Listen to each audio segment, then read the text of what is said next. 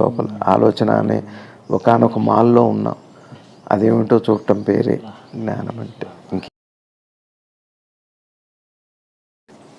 గీత చదవటమే ఉంది రవి గారు, చేతిలో పెట్టుకొని తిరగటం కాదు.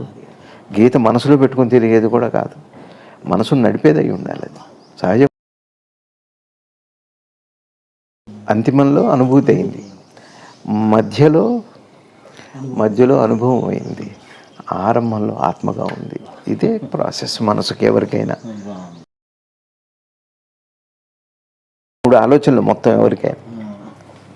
దైవ, 2 స్వీయము, 3 ప్రపంచం. 3ఏగా ఎవరికైనా. ఈ కాకర ఆలోచన రాదు కదా ఎవరికైనా. అయితే గ్రహింపు ఒకటి ఉంది, గ్రహించింది ఒకటి ఉంది. అయితే గ్రహించడానికి కాలం ఉంది, దేశం ఉంది. ఏమండి?